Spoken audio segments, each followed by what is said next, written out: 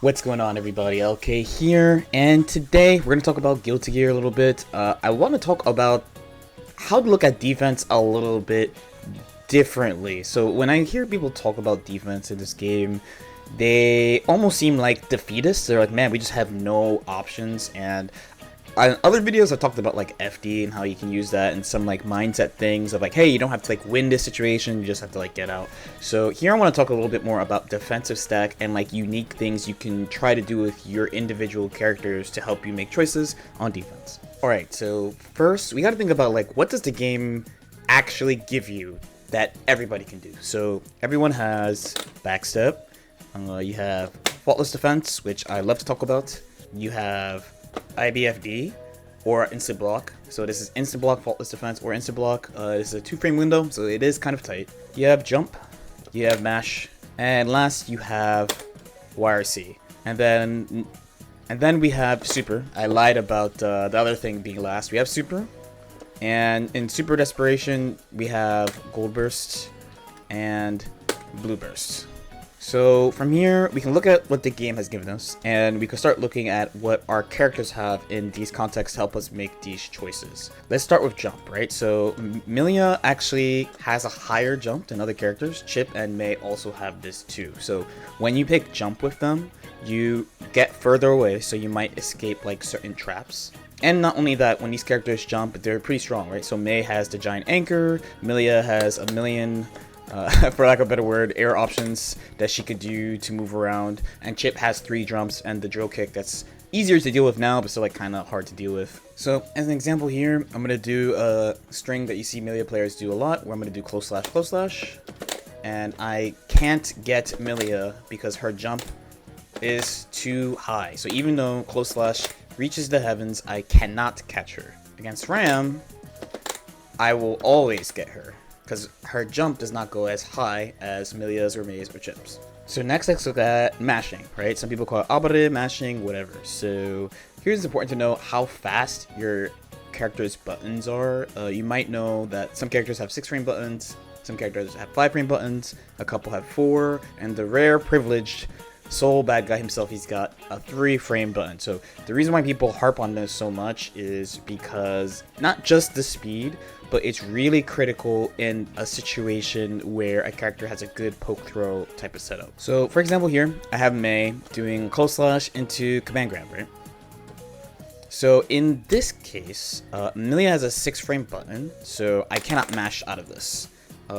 Because the game doesn't give me enough throw invincibility, my fastest move is 6 frames, you only have 5 frames of invincibility, I just can't mash out of this. And on top of this too, this command grab has throw invincibility, so while I have a 2-frame throw, the overhead kiss will always beat the throw because it has throw invincibility. So even though Potemkin has a lot of slow buttons, his fastest button is 5 frames, so you can use the throw invincibility to protect you from the command grab in this situation. So if you don't know off the top of your head who has a 6-frame button, so whose fastest button is 6 frames, it would be Milia, Anji, Faust, Axel, Gold Lewis, and Zato. So these characters, their fastest buttons are 6 frames, so in these type of poke throw situations, you usually have to pick some other option that's not mashed for the most part.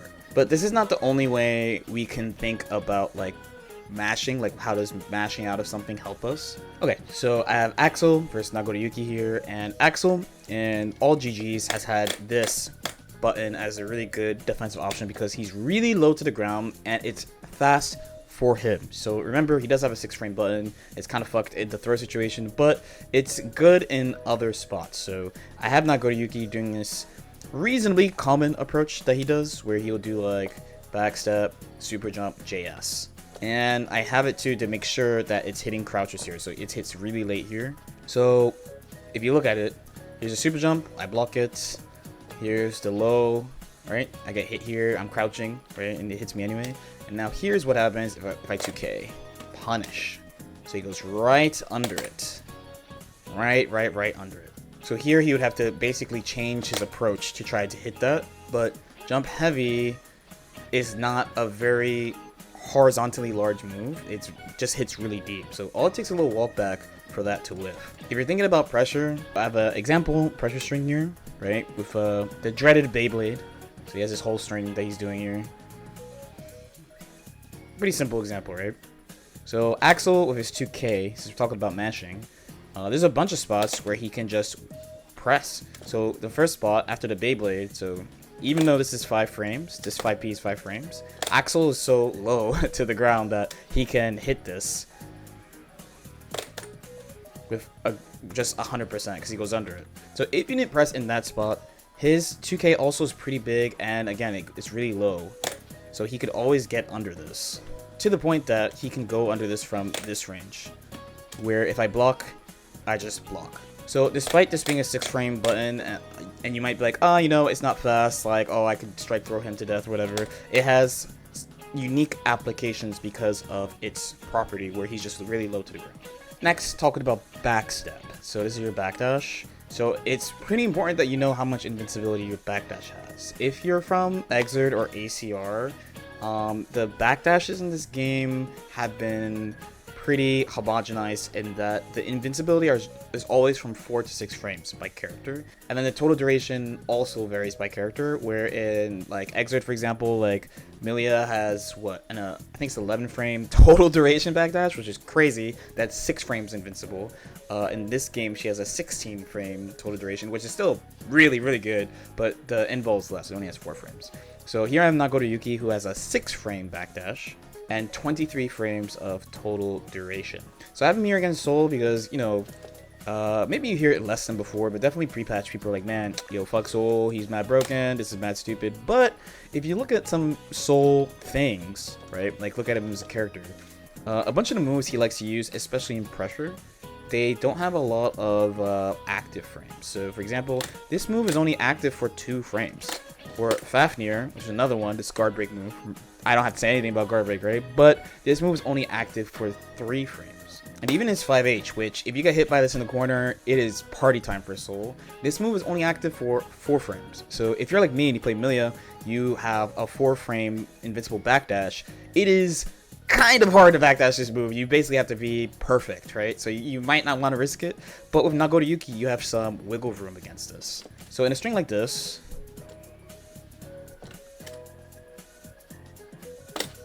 Nagoto Yuki can backdash this pretty easily. Where the same string with Milia, if you don't hit that window perfectly, you're not gonna have a good time. That's what a perfect one looks like, but you'd have to get that successfully every time. So like you really would have to know exactly where he presses the button. If you don't know, then you're going to get hit at some point in your window. So last, I want to talk about unique character options. So I'm going to be using a pretty simple recording with Ramlethal here, where she does, you know, just kind of like mid-range, tosses a sword, and then guesses where you're going to go. She either chases you with super jump, or she'll pull up with something like far slash or 5k or whatever.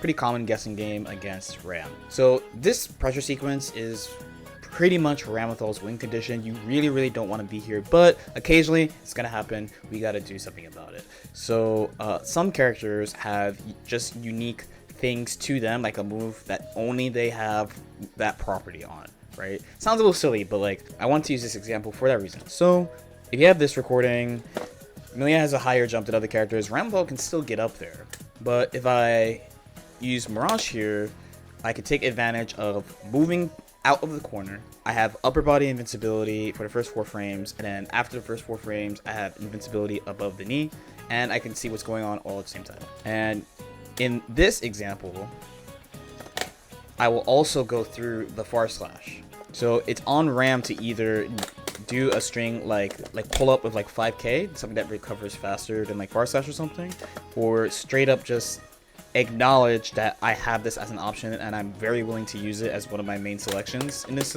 situation, and use like a dashing low to specifically hit the Mirage. So while I use Milia as an example here, there are plenty of characters who have things like that. So for example, Faust has the crawl that lets him just crawl under a bunch of stuff in pressure, and if they don't account for it by using a low or using deep jump ins, they can just get under it. Potemkin of course has Mega Fist. I know some people complain about this move, but Potemkin has pretty slow buttons besides his jab that doesn't hit crouchers. So this move gets him off the ground quickly, but it has a long total duration. So it's good, and it gets him out of stuff, and there's counterplay to it, so it's fine. Or Ino has Stroke the Big Tree, so she has the slide. It's super low profile. People have to pick low against it specifically to hit it. So I hope this helped a little bit.